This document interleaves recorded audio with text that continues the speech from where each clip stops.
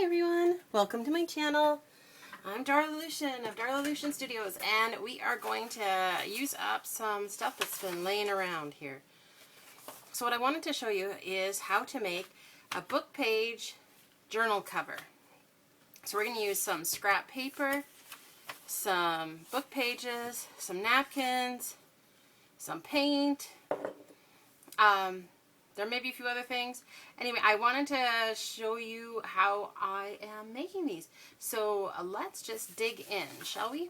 So the first thing that you need to do is establish what size of journal you are making. I like to use 8.5 by 11 sheets folded in half in my journal signatures. So I tend to like having a 9 by 6 journal cover because that covers the pages nicely. So I have 2 pieces of scrap paper. I mean, you do you find what you got. So I have 2. They're double. This is 8.5 by 11. But I want to layer this because I want it to have a thicker journal cover. All right, so I'm going to use this as my spine. It's already folding there.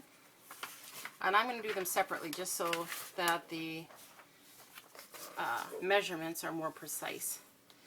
Okay, I'm going to give that a good crease. So I am going to measure the 9 first because I want to use the extra strip I cut off as spine reinforcer. So I'm just going to find that on here. Where's my 9? Okay. Alright, so this extra strip, I'm not sure what I'm going to do with, so I'll just put it off to the side right now. But I can tell you that the 6 that I'm cutting off here, we're going to use these 2 bits. So, got to keep those ones. Okay, and then here is our first part of the inside of the spine. Okay? Awesome. So let's do that on the second sheet as well.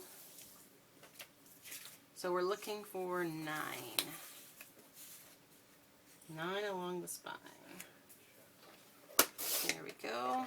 That piece is going to have to go in the scrap pile. We're not sure if we need it for anything. And then this is 6 this way. Okay. So this is pretty basic.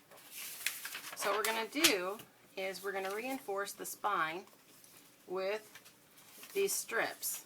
So I'm just going to use glue stick. Find my handy dandy glue stick. There we go. Ooh, I have magic glue.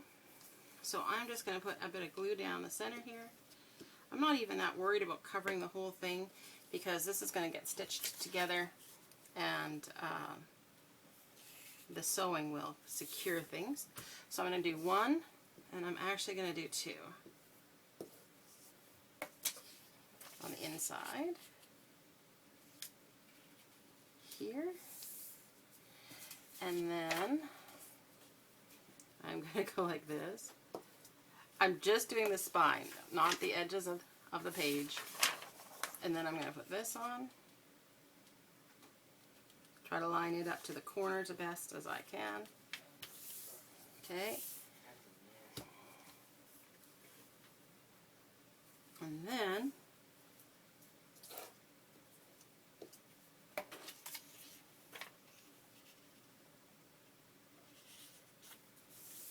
I'm going to put that one on there. I'm going to flip this over and put this one on here. So we have 2 in the middle, between the 2, and then 1 each on each of the outside sides. So that gives us our 4 strips. So now 4 plus the 2 pages means we have 6 thickness for the spine. Do you understand what I'm saying? Now let's just go ahead and try refolding that in half to get the crease for the spine. This part can sometimes be a little tricky. Wow, it sure doesn't want to go. There we go.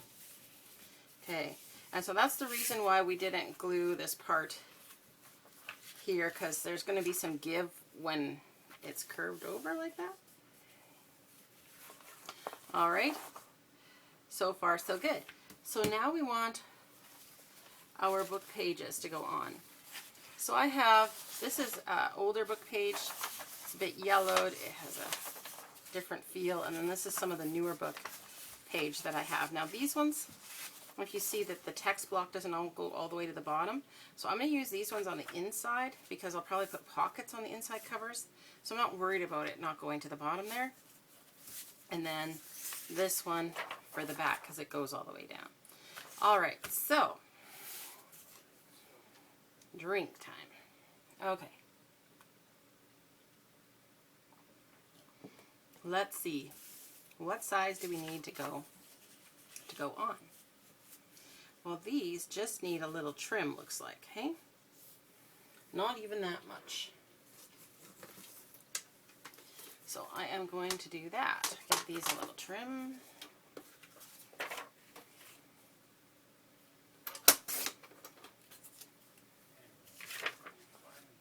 I'm going to trim off the bottom of these ones that are whiter on the bottom because, I mean, I don't mind losing stuff off that part. And see, the width doesn't go right to the spine, which is another reason why we're reinforcing the spine. Okay, and then this one, I'm going to do it this way. There's a bit of white space at the top on these two. Okay, so first things first, I'm going to put the glue down on this. I'm just going to go around the outside edge and then give it a little bit in the middle too. Now remember I said we're going to be stitching around these, so I'm not too worried about it. This is also at this stage where you can glue your pages together. So you see that's our center, that's the two back inside parts, so I'm not worried about a lot happening there. There, they're kind of stuck together. Stuck in the middle with you. Okay. So that's going to go around the outside, then lines this way. Okay, these are the inside two, so I'm going to try getting them as close to the edge. Oh, actually, this one has a straight edge on this side.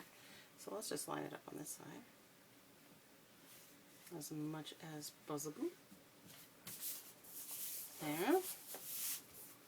And I noticed it was drying over here, so we'll just give it another little zip. Okay. And then this one is actually got the straight edge on the opposite side, so this is going to work really slickly. You can obviously just square up these edges if you wanted to cut off some more. I'm not worried about it. This is just scrap paper I'm using, and I'm covering it with the book page because I love how the book page looks, right? Okay, let's see how we're doing for the cover. So I want to use the antique book page for the cover. It doesn't need a lot off the length, just a tiniest little sliver.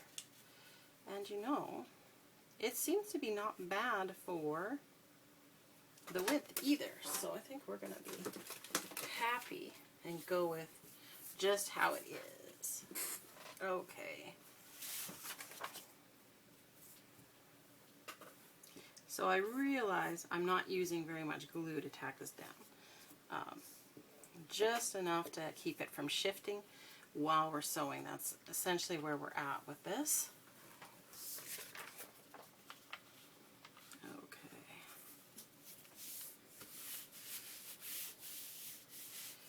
Okay, so it's pretty good. So far this is what we've got. We have got four page thickness with a 6 thickness on the spine, directly in the center of the spine, I should say, but there's of course an 8 page and an 8 page just right here for these tiny little strips, right? So it gives it a little extra reinforcing. All right. Now, through the magic of, I knew what I was doing, so I made one ahead. And then you put it in your sewing machine after it's dry. Let it dry first, because when it's soft, like with the glue, like even with Uhu glue, it will bend and shift and stretch and whatever. Wait till it's dry, and then you don't get glue in your sewing machine also. Not on this project, but personal experience from other projects. So start where you're going to start, go around the outside edge, and that stitches everything in. So I'm still not worried about stitching in the spine, but here's the thing. We are probably going to put, like set a thing over top of this, like a strip of either fabric or tape or something, or paper even. And over the edge here, again, it might be the same thing, but also lace. But that'll be kind of as we come to put the signature in. So I'm not worried about it right now because we're not at the signature stage just yet. And you'll notice that I just left some tails hanging for my threads because I kind of like how that looks. All right. So next stage. Next stage is the painting stage, which is super fun. So I painted the outsides and the insides on some of these, and I am just going to do a quick-o job on here so you can kind of see what I was up to. So I'm going to do teal and this blue because I really liked how this combination turned out, and I let my paint harden, so I've got a nice mess to deal with in a little minute. But let's not talk about that now, hey? Alright, so I like mixing the two colors because the one is very metallic-y and the other one is very kind of cloudy, opaque even. And I like how they look together. So this is my antique book page that I'm covering, so I don't want people to be able to read the story necessarily. And you see how if I mix it at different you know, different proportions, that it kind of gives us a varying shades of blue here, and that's kind of what I wanted, just real subtle changes to the color story. We'll give it a little more water and it'll become more of a wash. I don't know if you can see that, that was a bit low maybe. I don't care if the strings get a little paint on, that'll look fun. Let's get a little, oops, a little chunky here. Alright. So that cover is going to look great, I think. And I'm just going to kind of just cover in any of those spots that look a little unpainted. And then let's turn this around and work on this side. Now, I love this color. That is pretty. Really pretty. And, you know, I haven't met a lot of colors I don't like, of course, but I do love color. And I love the pops of color that this is. And, you know, teal is so in these days. Not that I worry about that too much. Okay. Oh, yeah. See, I love how the shades blend together. And this is just, like, you do not have to be an artist to do this. I mean, really not difficult at all. This is folk art paint. This one is a bit chunky, probably because it was on sale when I bought it, which was a while ago. So just, you know, any old bits of paint you got laying around, that'll be more than sufficient for something like this. And I'll add a nice pop of color as an underlay to kind of next stage. Alright, so here we are, finishing that up. Oh yeah. Nice. Okay, so let's get some, just a tiniest bit of water here, and we're going to blend a little. Not a lot, because I don't want it to blend too much so that it's all one color. There we go. Alright, that's the painting portion of our video. So I'm going to just set this aside. I'm going to use this whole thing and just set it aside. This is just a cut open plastic bag. It works really good because, you know, you can move it with your project if they get really gross. I mean, I don't even bother washing it off. If they get really gross, you just toss them out. Because there's always more where that came from. Okay. Next phase. So, you have gotten yourself a painted book cover. So here's a couple of different ones. Some of these are not painted on the inside yet. Some are just, you know, painted both sides. This one I did watercolor on, so you can see the difference. This is acrylic paint. This is watercolor. Depending on what look you're going for, I don't mind this, but this is not going to show through with the napkin on it. Still quite pretty, but again, I might do something different with that one just because. Here's one with the purples and the greens, and look, it kind of ran a little, which I kind of like that look. And this one too, this one turned out really neat. This is blue with gold, but the gold was kind of separated, so I just kind of let it pool and do its thing, and it really turned out neat, I think. So I think this one and this one I'm going to do a different process on than the other plan I had. Oh, and here's this pink one. This pink one got a little bit of blue on it, so I might actually teal and blue. So I think it got stacked together just a little bit too soon. These things sometimes happen. So I think, which one am I going to pick? Well, I like that one too. I want to work on that one some more. So I just want to pick one of these real quick. So just so you get an idea of kind of what I was thinking of doing. Okay, I'm not sure.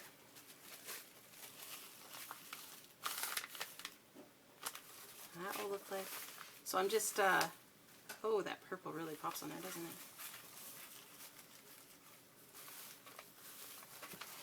Alright, so I'm just going to tear a little bit here. I don't want it to be perfect around the edges because I don't think that that's, otherwise I need to have the whole thing covered, right?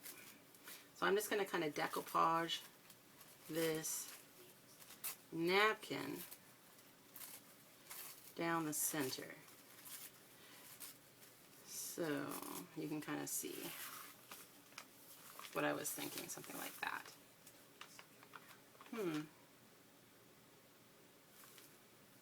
These flowers look a little bit upside down, but it is what it's going to be. So there we are. All right. So this is just white glue, like school glue. Where is my rag? There we go. Just gonna, I'm not even gonna worry about having it washed off or anything. Okay, you know what? That is gonna be annoying. So let us open this up. Okay, so I'm gonna put some glue down first, where I'm pretty much sure it's going to be going on, and then I will sneak around the edges once I kind of have it down and I know exactly how far out to go. I don't really want this to end up shiny. I don't really like the shiny look necessarily, so I'm just going to paint all the way down in that strip kind of thing. Alright, here we go. Oh, it's quite a bit wider than I was painting. Alright. So I'm just pressing it down, and it doesn't matter if you get wrinkles and stuff, that's actually part of the charm. Ooh, my paper wants to curl though. Okay, so now I'm just going to put a little bit more down here so that we can get this whole side down. Alright, there we go. Alright, and then this side. Well, this side looks like it wants to stick pretty good. I'm just going to sneak a little bit under this one edge. Uh-oh. Don't paint on the napkin, or I'll stick it to itself. Okay. Alright, so then with decoupage, as you know, you put glue on top as well. So I am going to just, I'm going to brush to the edges here to make sure that it's as smooth as it can be there around the edges.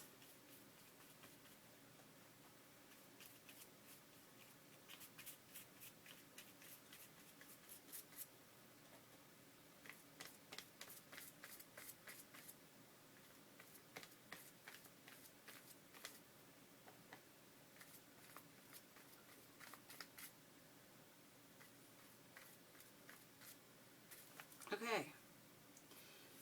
So, and then we could do that on the back as well, if we wanted to. Or that, Yeah, I think I have this upside down. But, I mean, it doesn't really matter with the words, whether they're upside down or whatever. Or you can leave it plain. And, you know, this has kind of got a neat pattern to it. So that's kind of fun. So I'm just going to tuck that little edge around the corner there. I don't want it to stick out. I mean, it's just a tiniest little bit, so I'm not worried about cutting it off. Alright, so this needs to dry. So you can see how there is a lot of phases where it's like, oh, and it needs to dry. Oh, and it needs to do this. Oh, and it needs to do that. There's a lot of that. Okay. Now, you could also use an entire napkin. Peel it and stick it down, which is what I did. And this one is dry now. And so we're going to trim this since it is dry. Oh, I'm kind of foobarred there a little. Alright, I'm going to cut off this big part first because that'll get the most of this out of our way soonest. Okay, I wonder if just pulling it would work.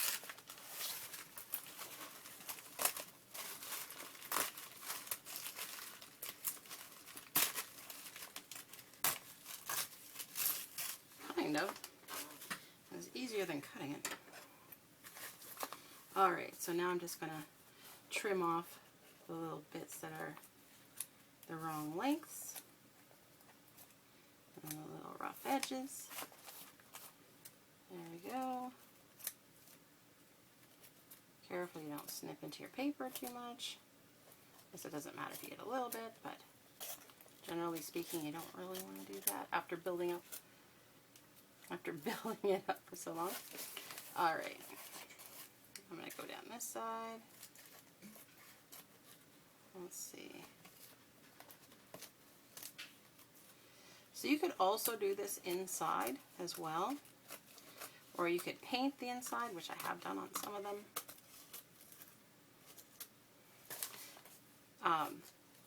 Or you could ink the inside, or you could cover it with scrapbook paper, or you could cover it with other kinds of junky junk, like wrapping paper scraps or tissue paper scraps. All different kinds of things. So I'm not going to be worried about this little thread here as I come along. I'm just going to, it's going to come off or it's not as I come around.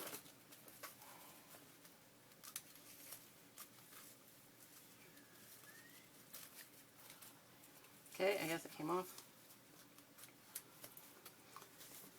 Okay, last side. So this one's going to have a different look than the other one because we completely covered the front and the back. And that's what I like about doing a whole bunch in process, and then, you know, as you go through the process you try different things and then you get different results, which allows for the variety that, you know, you might be looking for when you're trying to get a bunch of covers done. Alright. Woo! These are flyaway light here. Okay. Get those to the little bits to the garbage there. Okay. Alright, so there is our cover. It's ready for decoration on the front. You could put some kind of a focal point here. I'm thinking, you know, you could put, say, some roses or something like that. It's like a big focal point here with some lace maybe. You just never know. I'm not going to decorate it in this video. I just wanted to show you how to build the cover. So that's our cover. So the spine still will need to be covered. And then you sew right into this. And then after you've sewn, then cover the back maybe with a piece of lace or something. See how pretty that would look? That actually looks really great. I just recovered this piece of lace off of an old curtain that I got given to me, so that was kind of fun. Anyway, I'm pretty excited with how these are going to turn out. I know that they're going to be great, and I am going to try getting a whole bunch of these covers filled with signatures. I have some signatures already put together. You know, just a fun bunch of this and that's in there.